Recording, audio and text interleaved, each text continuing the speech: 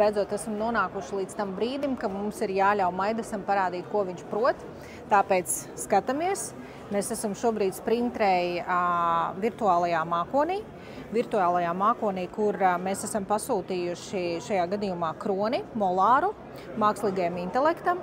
Viņš ir izstrādājis šo kroņa dizainu, mēs viņu esam apstiprinājuši. Tagad mēs viņu liekam printēties. Tātad šeit šajā mākonī mēs redzam, ka mēs ievietojam iekšā, es uzlieku automātisku apstrādi, līdz ar ko man programma pilnībā automatizē šo procesu priekš Maidasa, un viņš pats viņam uzliek vajadzīgos stiprinājumus, lai būtu veiksmīgāk šī printēšana.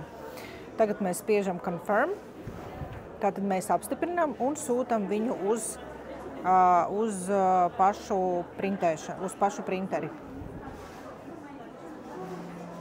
Izvēlamies printeri. Šajā gadījumā mums ir Maidas, kas norādīs, ka viņš ir gatavs printēšanai.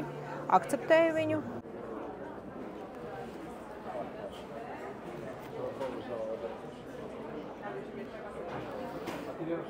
Lūk, mēs redzam, ka šeit tiek norādīts viens no mūsu foršiem labi pazīstamiem spēles elementiem, 3 stūris. Tātad tas ir paredzēts, lai mēs zinām, kuram pacientam, jo ja mums ir uz vairākām platformām, tad mēs varam precīzi saprast, kuram pacientam šis kronis attiecīgi ir noprintēts.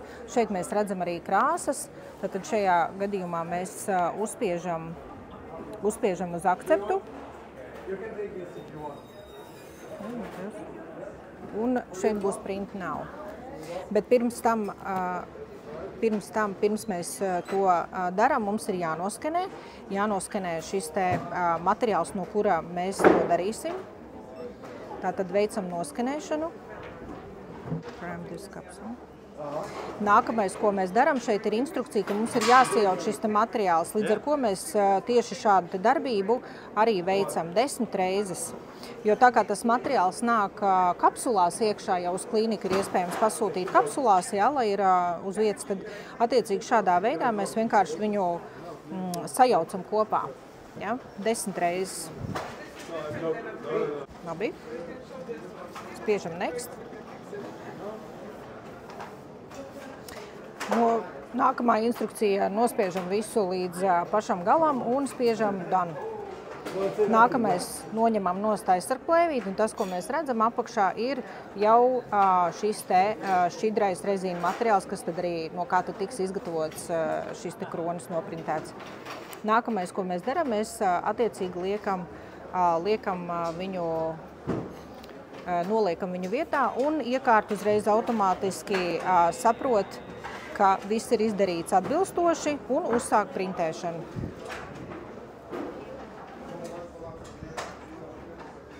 Un mēs redzam, ka notiek šī minimālā presēšanas tehnika.